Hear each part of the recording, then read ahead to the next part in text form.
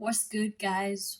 Welcome back to my YouTube channel. Today, I'll be reacting to into the deep true crime Derby family massacre. It made detectives try true crime documentary.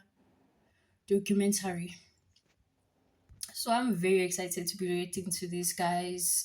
So I have not posted in a while. So I'm very sorry to the ones that watch my videos and have subscribed. I will do better. So, for those of you guys who are new to this channel, please don't forget to subscribe, like, comment, click on that notification bell, guys. I would really, really appreciate it. And I would really appreciate it if you would recommend the channel to other people so that um the channel can grow, guys. So, without me wasting any more of your time, let's jump right onto this video.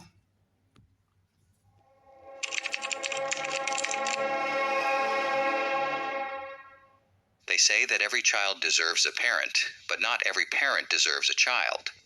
This statement couldn't be truer in today's case. Instead of seeing his children as tiny humans who needed his protection, Mick Philpott saw them as his personal cash cows that brought in benefits from the government. His greed blinded him from their humanity in the worst way possible.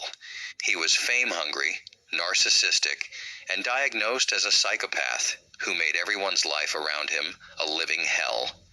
In this video, we'll look at how Philpott and his accomplices took the lives of 6 young children and what drove them to do this heinous act. Let's get started. Mick Philpott was born in 1956 in Derby, England. He was notorious for fathering 17 children with multiple women, and if you thought he had so many children because he loves them, you would sadly be mistaken. You see, he had practically no nurturing qualities. In fact, he was an extremely violent and unpredictable man. His toxic pattern of behavior with women and children started with his first relationship. When he was 19, he charmed a 15-year-old named Kim Hill, and they began dating shortly after. In the beginning, Kim saw Philpott as an ideal partner, but it didn't take long before he suddenly became abusive in every way you can think of. His violence was so uncontrollable that he even started beating her. First of all, how are you 19 and dating a 15-year-old? Isn't that like statutory rape or something? It has to be wrong because you're like over 18 and this is a child. Wild. In public. In one incident at a pub, Philpott struck Kim across the mouth with a pool cue. Needless to say, she started bleeding severely, but no one dared to intervene or tried to help her. He would use any excuse he could find to harm her.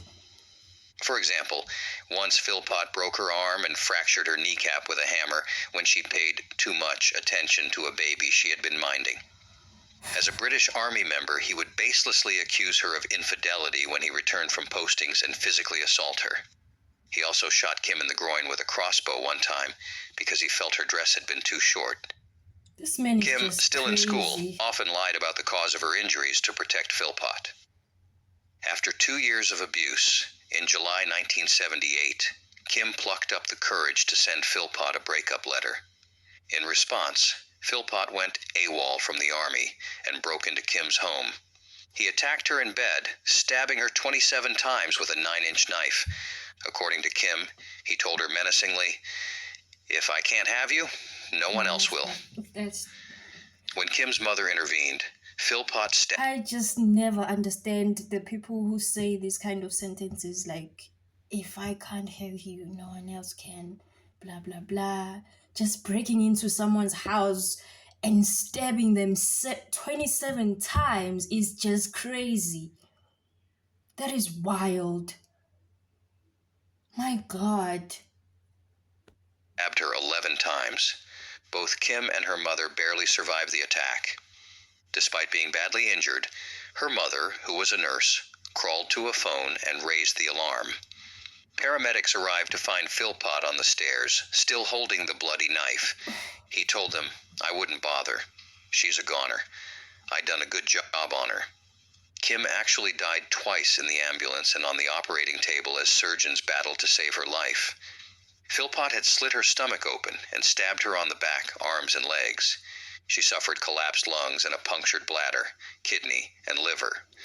During the trial, he lied and implied he stabbed her in self-defense, but all the evidence showed otherwise. Philpott was found guilty of attempted murder and grievous bodily harm. He was sentenced to 7.5 years in prison, but was released after serving just 3 years and... What the fuck, bro? 7.5 years for someone who did such a heinous thing is crazy. I don't know. They. This guy he's clearly a sociopath, like they said in the beginning. He's just crazy. And the fact that he was sentenced to 7.5 years but only got out after 3 years is even way crazier than the first sentencing. My God. And the fact that this woman went through so much, died, 2, 3 times when they were trying to save her life. She was cut open, her stomach was cut open. It's just insane. How crazy are you to just cut someone's stomach open because they do not want to be with you anymore? What? 2 months. According to records, this early release was due to his good behavior. Needless to say, he received nothing more than a slap on the wrist and had absolutely no incentive to change his twisted ways, as we'll soon see. While in prison, he sent Kim letters expressing remorse and even proposing to marry her upon his release. That's what they always This horrific do. attack left Kim traumatized, and she is still receiving counseling 4 decades later. Recalling her hellish life with Philpott, Kim added, "Do not say no to Mick Philpott. You don't say no to him. He doesn't understand the word." After his release from prison in 1986, Philpott married Pamela Lomax. They had 3 children together, and he continued his abusive behavior. Pamela was too afraid to report him, knowing what had happened to his previous partner, Kim. She prayed that he would move on to someone else, which is what he did.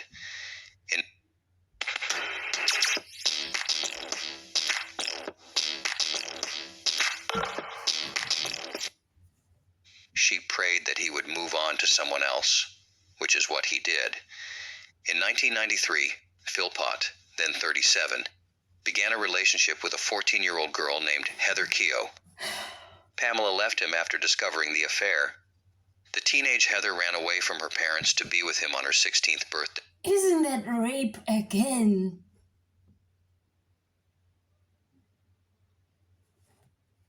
This guy is just something else. And they had 2 sons. Philpott was abusive towards her, even beating her for not having a girl. He even taught his older sons to be violent against Heather. Philpott wanted Heather to produce more children, but she did not conceive again. She was often punished by being locked outside the house in the garden, and told police Philpott once held a knife to her throat when she tried to leave him. Eventually, she climbed over the fence and escaped him. Heather was forced to temporarily abandon her children before regaining custody after a long court battle. She said that Philpott was a Jekyll and Hyde character, charming when they first met, but later violent. In 2000, Philpott met 19-year-old Mairead Duffy. She was a single, teenage mother who had recently left an abusive relationship. Philpott, she said, became her guardian angel. They moved in together shortly after. He took on responsibility for her son and proposed to her in hospital after the birth of their first child, Jade. The following year, he also began a relationship with Lisa Willis, a 16-year-old orphan who also happened to be a single mother. Jesus Christ. She became his mistress. This dude is just dating kids. Teenagers after teenager after teenager. And he isn't getting sent to jail because of this. That's the most craziest part about this. He is not getting arrested for just keep dating teenagers and teenagers while he's old, bro. This guy's old. And moved in with him and Mairead. Perhaps because of Philpott's domineering presence, Lisa and Mairead became very close. They regularly confided in each other, and Lisa said she had treated Mairead's children as her own. There is clearly a pattern here. All three women in Philpott's life had been teenagers when they met him. They had effectively been groomed while they were vulnerable. Philpott married Mairead in May 2003, with Lisa as the bridesmaid. From that year onwards, Philpott lived with both women and had 11 children in a 3-bedroom council house. Both women worked while he remained unemployed, collecting their earnings and government benefits. Philpott actively tried to have more children to stack up his benefit payments. He requested a larger council house to accommodate his growing family, but was denied due to lack of availability. Mairead married Mick in 2003. Will you take Myra's Caroline to be your wife? Will you love her, comfort her, honour her? He's 7 months pregnant with Mick's child on his wedding day. Will you love her? Philpott publicly defended his lifestyle, expressing pride in his large family and dismissing critics. He blamed the council for not providing adequate housing and argued that as an unemployed person, he deserved more assistance from the government. Philpott tried to bring media attention. This guy is really entitled. Like, you keep having babies so that the government is gonna take care of you while you just sit there on your ass and not work. Everything is just handed to him because the wife and the girlfriend, they are both working. If I'm not mistaken, they're both working, and he's just sitting there while busy producing kids. 15 kids is just crazy for someone who's not working. A predator. But then I'm not even putting it past him. This guy has been dating teenagers. He tried to kill 2 people, has been abusive, lost other kids. Gosh. To his housing situation.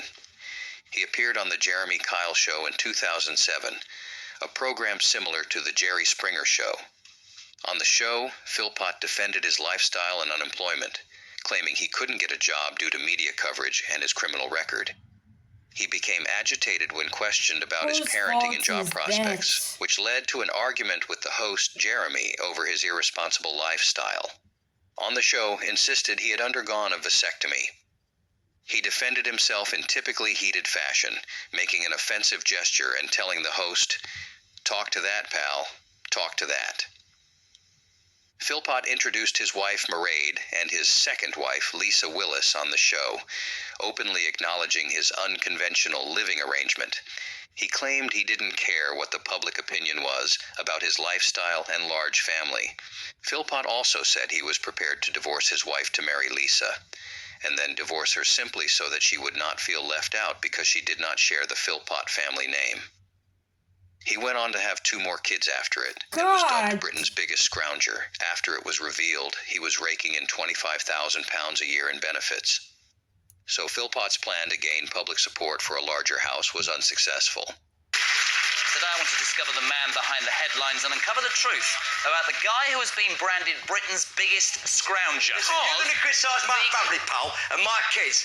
I'll criticise you as much as I want. Sorry, this is a excuse free me, when country. did I- Do what I- In 2007, Philpott appeared in an episode of a documentary series in which the then Conservative MP Anne Widdecombe spent a week with him and tried to persuade him to change his lifestyle. She found Philpott 3 jobs, one of which was with a barrel-making firm, but he did not turn up for work on the first day, and the job fell through. Of course he didn't go. He does not want to work. He just wants things to be handed to him. Clearly, he was just lying about the fact that he can't get work because of his criminal record, which, by the way, is his own damn fault, because why would you try and kill people and not expect to be consequences to your actions? And the fact that he thought they were dead was just tip of the iceberg. In the documentary, Philpott was shown to be living in a caravan in his garden, in which his wife and mistress would alternate in spending nights with him. The MP said that Philpott did not care Clearly about they're anyone, brainwashed. and that he used the word bitch to refer to both his wife and his mistress. She also noticed that none of his children sought affection from him. Although many people could not understand why the women in his life accepted their lot or even desired it, the general opinion was that his partners got on well with one another. But behind closed doors, the tensions between the throuple had reached a boiling point. And I've got my kids, and I've got my family. That's all I care about. Nothing else. Great quality products at meager prices in Temu. New items in stock. Don't say so then. Don't say so then. Can I just get if I could get the distribution of children right? I've Is that got right? 3 with my first marriage, Yeah, 2 with another young lady, 5 with married, yeah. 4 with Lisa, and 1 with another young lady. Right. 2 on the way. So it's 15 now, Plus- 2 on the way. Plus 1 when I was in the home services, which I've never met. He asked Mairead to divorce him 3 times so he could marry Lisa. In 2010, Philpott was given a police caution for slapping Mairead and dragging her outside by her hair. But he wasn't nice to Lisa either. Philpott hit her with a piece of wood, threw a hot cup of coffee at her, and prevented her from leaving the house or speaking with any men. In February 2012, Lisa had finally had enough of the toxic situation she was in. She decided to leave Philpott. She told Mairead she was taking her 5 children swimming, but instead moved in with her sister. This was the only way she could leave without any confrontation. 3 months after Lisa left, Philpott was still seething with anger and entangled in a rough custody battle over their 5 children. So he, along with his wife Mairead and a family friend named Paul Mosley, did the vilest thing you can think of. They planned to burn down their home with their own children inside and frame Lisa for it. The arson was scheduled for the day before a custody hearing between Lisa and Philpott. He wanted his children back, motivated by his greed for more benefit payments and the potential to get an even bigger council house. The plan involved Philpott and Mosley putting gasoline into the mail slot and setting fire to the house.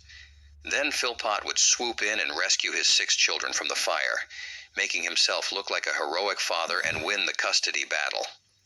To say that this idea was misguided would be an understatement.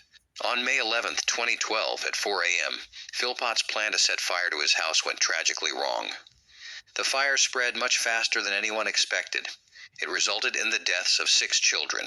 Jade, John, Jack, Jesse, and Jaden died at the scene, while their half-brother Duane died in the hospital 2 days later. All deaths were caused by excessive smoke inhalation.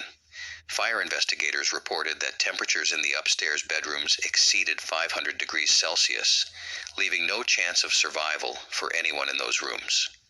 Police confirmed that the fire was deliberately started with petrol under the letterbox, classifying it as arson and officially stating that 6 children had been murdered. I can't get them back in the kitchen. Take it to the terrace house. Yeah, we've got the police on the way. Have you any idea what's caused the fire? I've no idea, mate, but just woke up, I didn't know. All of these children Fuck's belonged to sakes. Mairead and Philpott except Duane, who was her teenage son from a previous relationship. Jade was only 10 years old. She was described as very intelligent and well regarded at school.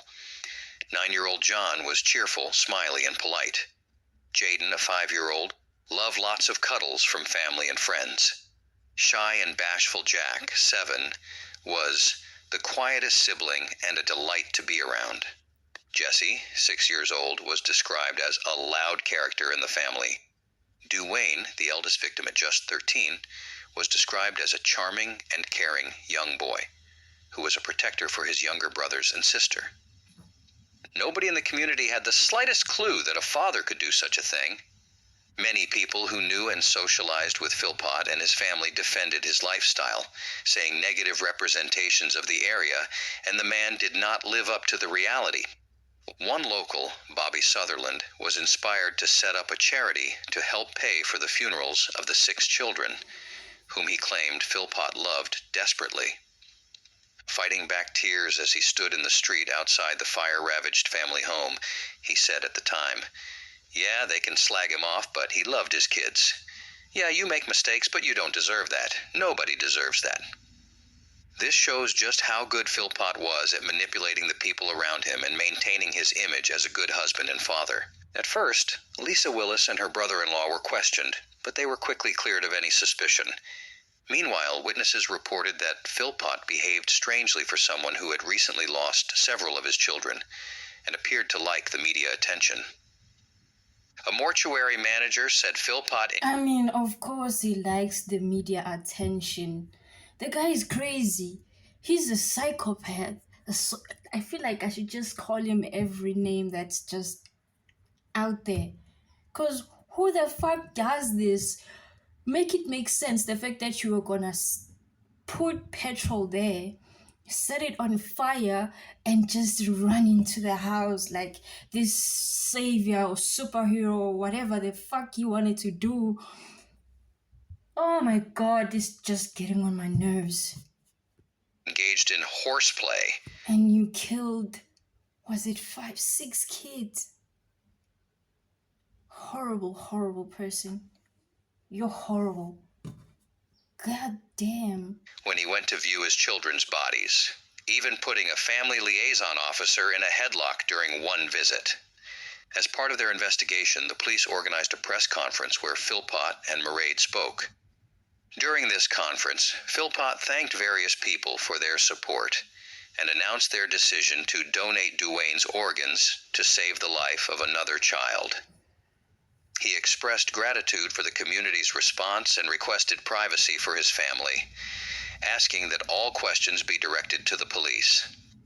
This press conference actually increased police suspicions. Philpott's behavior was notably inappropriate, including flirting with a female police officer. She claimed that he called her gorgeous and inferred he would like her to come back to his hotel. And we can't express our gratitude to everybody that's been concerned with the case, with what's been going on. I've actually been down to our home, and what we saw, we just cannot believe it. We grew up in a community that's had a lot of problems with violence and God knows what else, and to see this community to come together like they have, it's just too overwhelming. The police found forensic evidence linking the Philpotts to the crime. A discarded petrol container and glove had been found near the house, and in November, forensic investigators discovered that the clothes of the Philpotts and Mosley had petrol on them. For further information, they placed a recording device in the police vehicle and their hotel room. The recorded conversations revealed incriminating statements from Philpott, including him saying it was his fault they lost their children and family. He can be heard saying, "You definitely sticking with the story? I didn't mean to do it, on my life." Plus, the recording captured Philpott watching Mairead perform a sexual act on Paul Mosley, their accomplice. What? Philpott was heard telling his wife, "I'm proud of you because you didn't want to do it." Tell me what you said to me. What you said about how many times I went up ladders.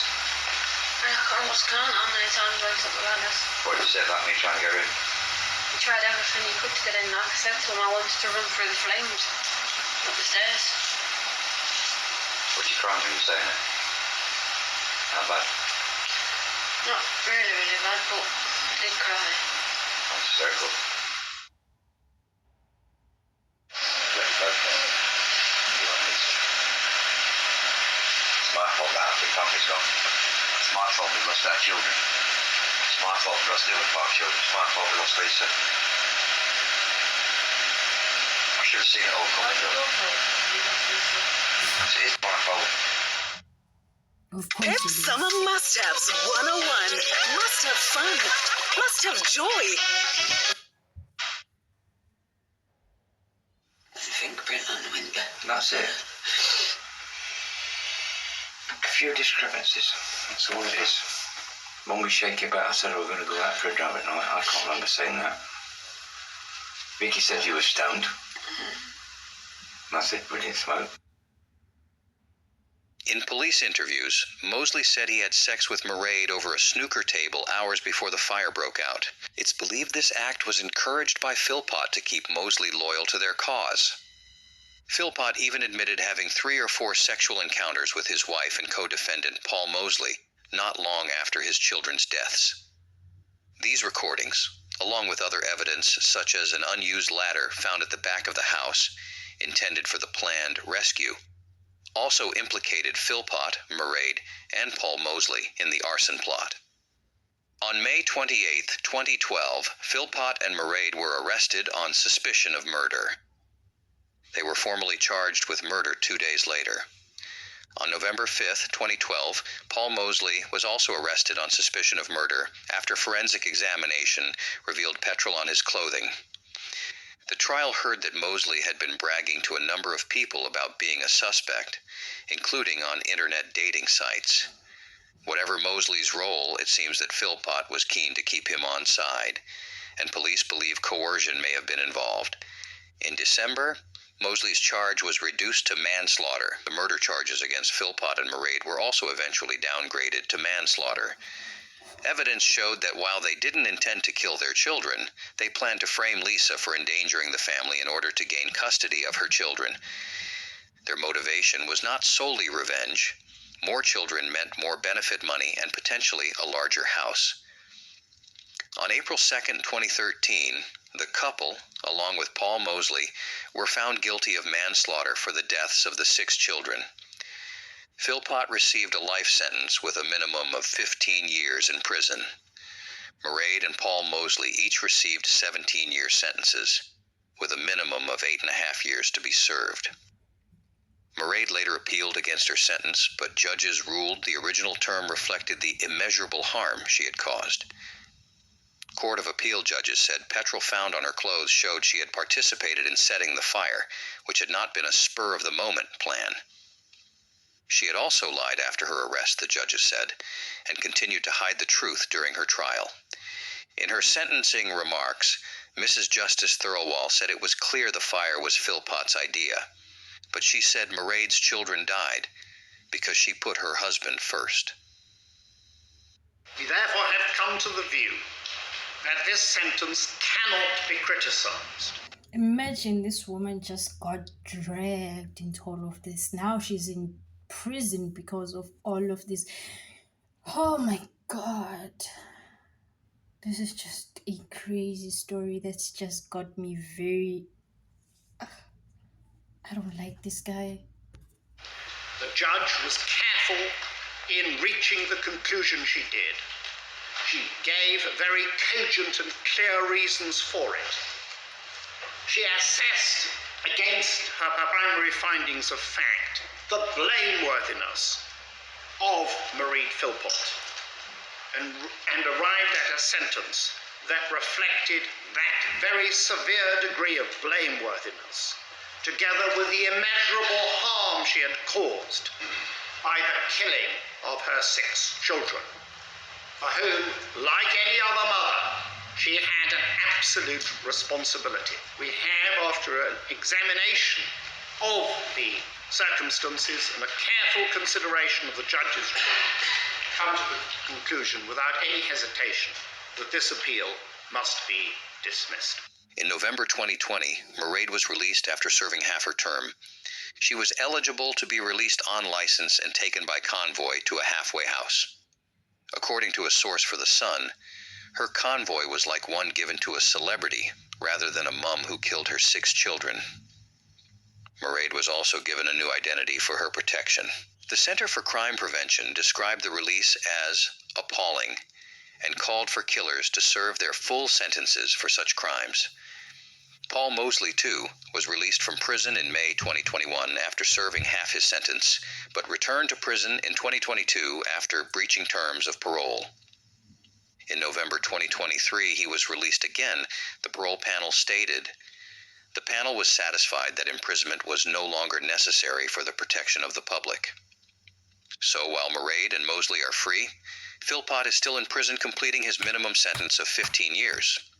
Philpott was characterized as a monster, abusive to women and exploitative of the welfare system, who viewed children primarily as a source of income. Psychologist Glenn Wilson described Philpott as clinically a psychopath and exhibitionist with antisocial personality disorder. What did you think of this horrific case and everyone involved? Do you think their sentences were too light? Philpott definitely got away too lightly for his attempted murder charge in the 70s. Do you think these deaths were preventable had the justice system been harsher back then? Share your thoughts in the...